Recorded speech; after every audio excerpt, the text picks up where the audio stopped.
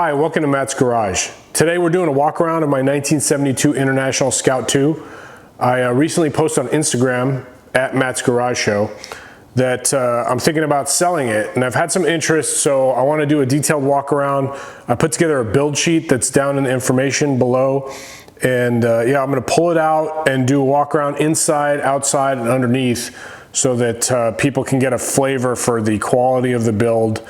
And I want to show all the warts and things I'm not happy with, as well as all the things I'm kind of proud of. And yeah, will I get to a deal? I don't know. A lot of people are like, don't sell it, but I'll get into my reasons why I'm selling it afterwards. Right now, let's focus on the truck. So I just came out here, I pulled my Chevy out, and I'm going to do a cold start. And then let me just make sure we're in frame here. So this is a cold start with the Sniper EFI.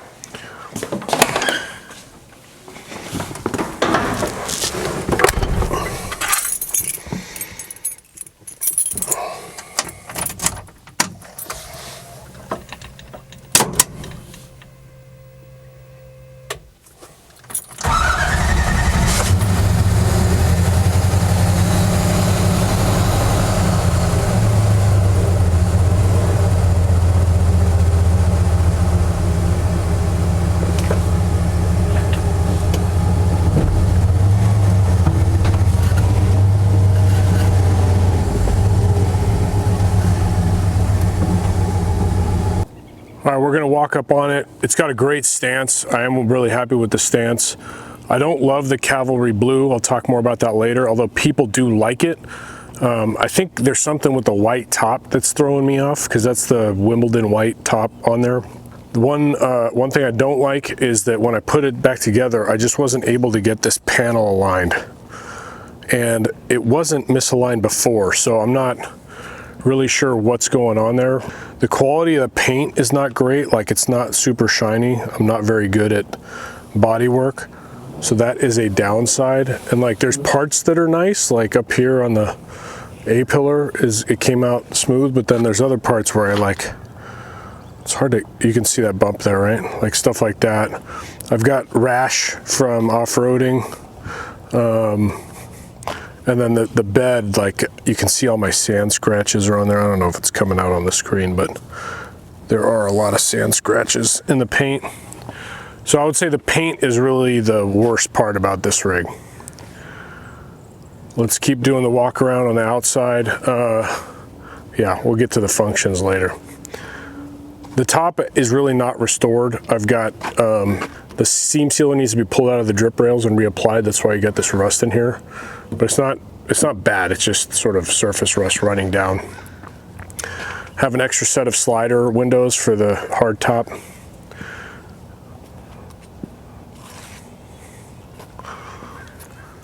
So if you've made it through this walk around, then we can get into some of the nitty gritty. So the front bumper, custom job I had made by a father-son. I modified it and added the winch mount. It's got a Warn VR 10S winch on it that's like a couple months old. And I put on D-ring holders and have a little front receiver hitch on there that I've made a license plate holder out of. This stuff's unrestored. This plastic up front is unrestored. I'm not even really sure how to restore it, but looks okay from a distance, but up close you can see it needs to be kind of painted on. I have the original lenses for these lights. I was trying to do something like LED-ish here and here. I don't actually like that look, so you know, anyway, it comes with the lenses, so you can swap that out if you want. Custom rock sliders, which have seen some use. I'll show some off-roading videos at the end of this of it being used. I mean, and they work great. Really no complaints. They're super sturdy. It's all powder coated. I don't love the powder coating color, but you can always scuff it and paint it. This is a new grommet here. And then a custom rear bumper, again with the D-ring shackles, receiver hitch and all that. I got backup cameras here, and I have a front camera under the front bumper. Both work fine. There's a switch inside the dash where you can select it, or when you put it in reverse and automatic. These rear taillights I actually don't mind. I think these look kind of cool, but again, I have the lenses if you want to swap them out. Okay, let's get into some of the other, like this handle's not in the best shape. I have the hinges, the gas struts for these, because these supports kind of get stuck at times. The other bad thing about this hardtop is it's hard to tell, but one of these here, see, do you see here the hinge sits flush with the thing? So this hinge should be flush with this, so the door doesn't really sit perfectly level. So this needs to be cut out and welded flush, and that would fix the rear liftgate issue. But you can see that rust is, this is the seam that is rusting outside. You can kind of see it better in there. So it's not like a huge amount of rot, it just needs to be dug out and fixed. Okay, while we're back here, let's open up the tailgate.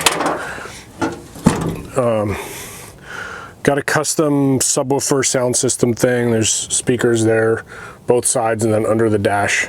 I got an integrated roll bar with a tire holder. This is just screws on, like, you know, to screw, and then built-in compressor. I've got built-in racks for ammo cans or whatever if you want. Built-in high lift jack. 3-point harnesses for all the seatbelts all around. That's it for the back side, and then, you know, a little rubber mat and carpet everywhere. I have the carpet pad for this, I just never installed it. All right, moving on to the interior. Just want to show you how the doors close, like no slamming required. Like I worked on the hinges, the mechanisms for these, and got them working really well. So the doors close nice. The whole armrest thing wasn't working with the Corbeau seats, so I just have like a pull handle for the door closer. And this is just ABS that I molded, and this isn't like the best ever. I don't love the color of the carpet, the gray, but it's not bad. I just don't love it. Okay, let's get into, so the seats are Corbeau, and the rear seats are actually covered in Corbeau material. Those are a little older, maybe 13 years old. The re-job, the reupholstery job is maybe 13 years old. So they are faded. That's a downside, and there are some holes and stuff, but they're not, it's not like they're totally usable. You can see when the doors open, I've got LED dome lights everywhere. That's me pushing the ground switch on there. They're all the way back to the, I've got the back one off actually. So where was I? Right, interior. So I've got, the seats are mounted on a custom bracket. I actually have the lower Scout pedestal mounts, and the holes, even though I've covered them up with body filler, they just have like a plug in there, a little bolt plug that you could pull out and use the original pedestals if you wanted to switch back to a more stockish deal. New weather stripping all around. The roll cage terminates onto these Thunder thighs from Anything Scout. These are like super thick plate that ties into the pillar here and has like a structure. Let's see if I can show this under here. I can't. There's like a structure under there that bolts to the body bolt, so super sturdy, but it allows you to use your parking brake the way it is. Now I hate the Scout 2 hood release, so I created my own. So you pull that up and it releases the hood using a low car transmission cable. This is in-cab winch controls. I haven't hooked this up to the winch, but it's basically winch out, winch in. You know, this is fan on, compressor on. This is front and rear camera, and this is just extra. I have these Speed Hut digital gauges that are great, except they're in a bread pan. You may want to redo this thing here. Custom chrome steering column tilt with a 17-inch wood grain steering wheel. Tuffy security console, have plenty of extra keys for that. Got TJ sun visors on here with the little speaker for the Alpine CarPlay double din stereo. I need a button for the shifter. Leather JB shifters, shift boots.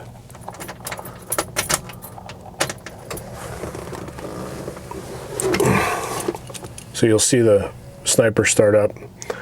The Alpine starts up. Now if I put it in reverse, come on guy, it'll go to reverse camera and then pops out when you're not in reverse. And then if I select camera, then I go front, it'll give me the front, or the, sorry, that's the back. Let me get this again. Front, that's the house, right? And then I do rear, that's the rear. So you can select, like if you're off-roading, you can just have it on or whatever. So that's pretty cool. All right, turn that off. Yeah, stereo works. Sportsbook is now open. Details online at Tulalip. All right, and the CarPlay obviously works. This is an indicator for if your alternator's not charging, which the car's not off. So if I turn this on, that'll turn off. It's off now. This is parking brake. These other lights are not assigned, so you can, oh, sorry, that's for parking pressure. So if you get a problem with your pressure in your brake line, that'll come on. But these two amber lights are not assigned. All the turn signal lights are in the gauges and the high beams in the gauges. Those all work. You got an accessory situation here for accessory power. You know, you can check your voltage or whatever, 12.4. So that's all fine. And it's not too flashy. I got heaters here. The defrosters work. This is a custom dash that I modified. Oh, sorry. This is a custom dash that I made from a Bronco dash blank, basically. So there's lots of room here. Now this is an accessory fuse panel that powers the compressor, the air compressor, and a couple other things. I was gonna make like a bracket or like a plate to mount this into. I just never got around to it. So that's like a to-do item. And I didn't end up buying another Scout handle there, so I just modified a skateboard wheel to work as the handle there.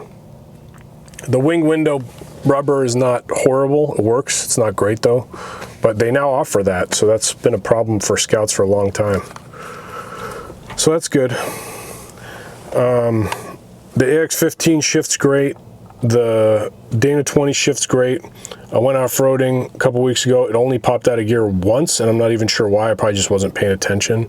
I did bring it, you know, there was some rough wheeling on rocks, so that's probably part of the reason. And like, I haven't cleaned up the heater venting and all that, but you get the idea.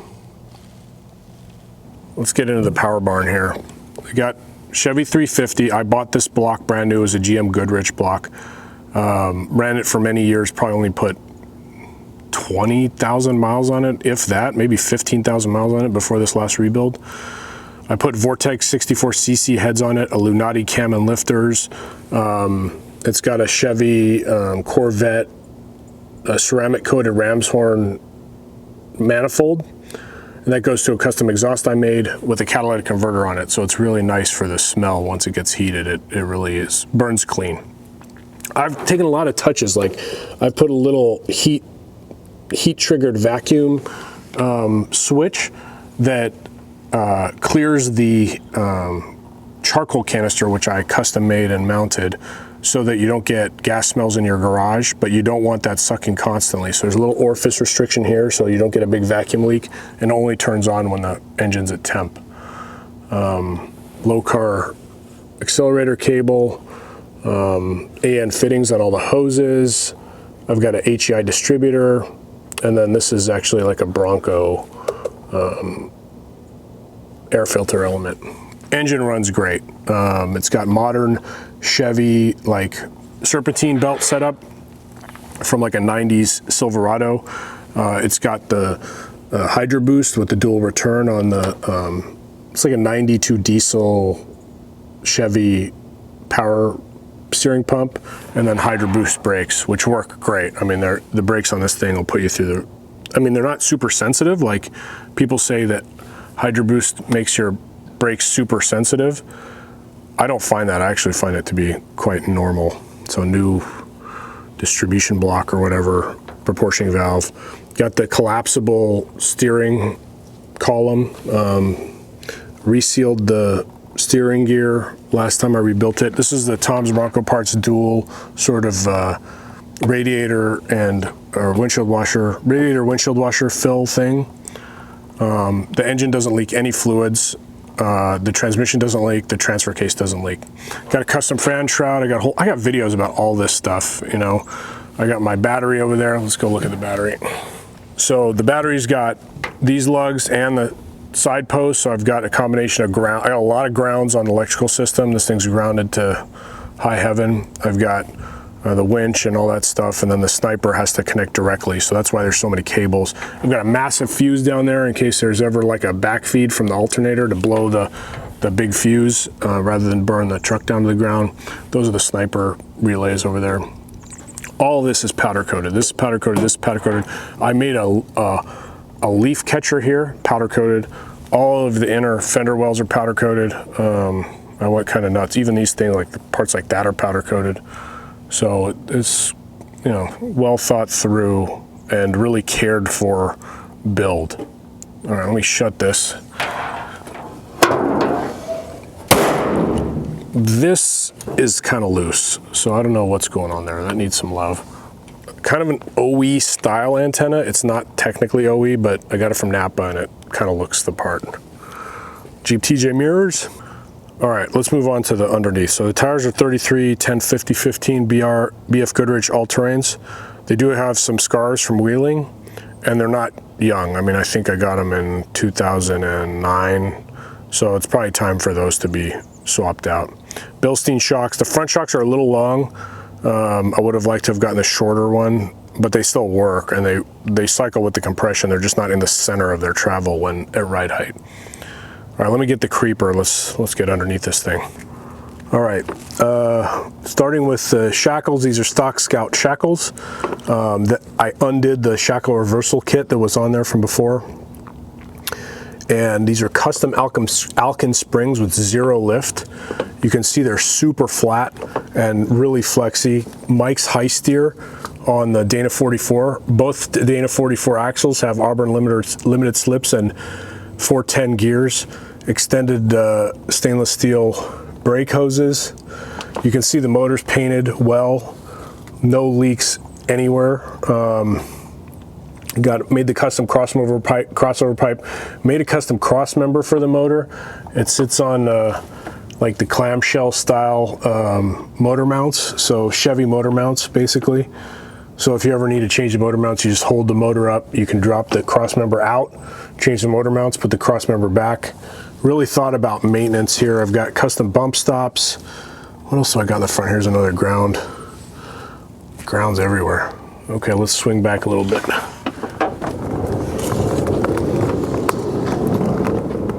The rock sliders are removable, so that's not a bad thing.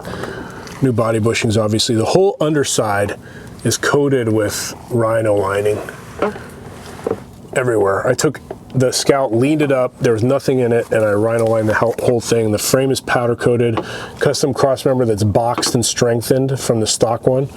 I added an extra hole in the back hanger here in case you want to fine tune the steering and change your shackle angle. So let's see, this is tough to film, guys.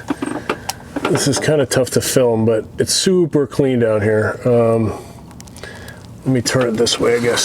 So looking back, hopefully you can get a feel for how clean it is underneath the Scout. I mean, I've got custom heat shields painted, custom drive shaft. Yeah, the rear axle's a little dirty because I actually use this thing, but nothing that can't be repainted. All right, coming around. Woohoo!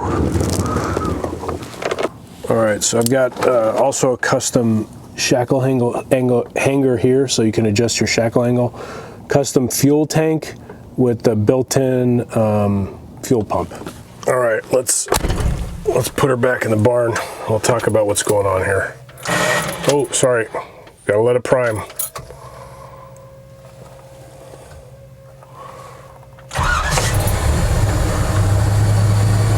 Parking brake off, the light will go off. Let's go.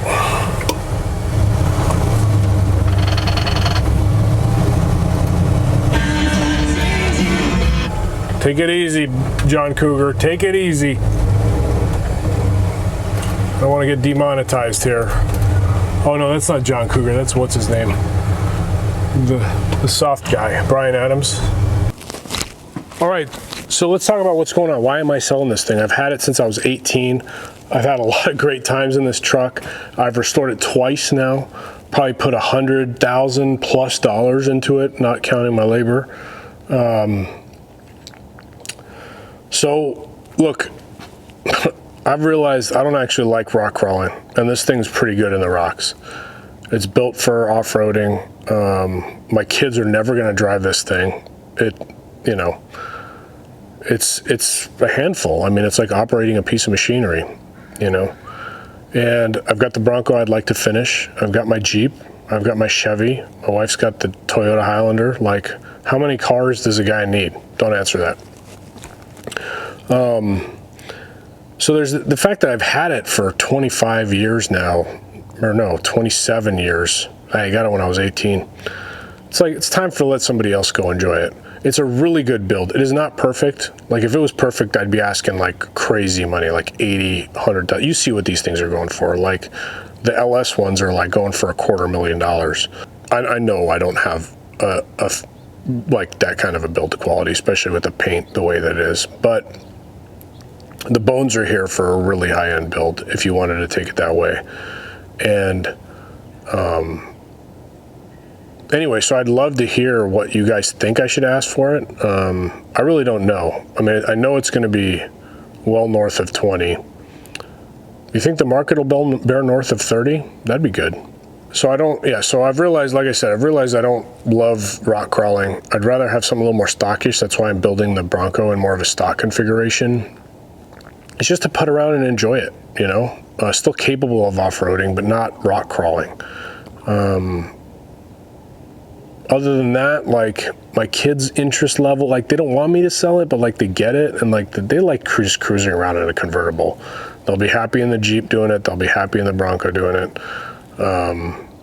They just don't want their dad to sell something cool, right? But I can't take this to my grave. They're not going to maintain it. Like, I got to move on with my life. So if you're interested, email me at mattsgarageshow@gmail.com. If I've sold it, I've put the word sold in the title of this video. You can ask me more questions, but I think I've covered all of the major parts of the build. A lot of the drivetrain is from a 77, and some of the body parts are from a 77, because I ended up buying 2 Scouts and sort of making one hybrid 72, because I grew up in California and the smog laws, you know, I just had to choose one, and I chose the 72. There are 72 components on it, but it's mostly a 77. So it's got the disc brakes and all that. What else can I tell you? That's about it. You know, I bought it from the second owner. Yeah. Time to send her to a new home. And if you live in the western states, I could probably drive it to you. It drives pretty well. The only issue is that when I did the reverse shackle, I think when I undid the reverse shackle, I think it took a little caster out of it, so I think it could use some shims. The knuckles are cut, they are cut and turned, but they were cut and turned for the reverse shackle. So when I went back to shackle forward, which I like way better, like the suspension is way more supple now, I did lose some caster. So I would recommend putting some caster in it if you buy this rig. And, oh, the fuel gauge isn't reading properly. So I might try to fix that before the sale, but I think it's just the thingy inside the tank's just not sending the right signal. These speed hut gauges are programmable. You can program them to a specific ohms for empty or full, or choose from like 6 preset ones that are the common ones. So you can also just drop a common float into the tank and just set it to like the GM float or the Ford float or whatever. Okay, I think that's enough for one day. Let me know if you're interested, and I'll see you next time on Matt's Garage.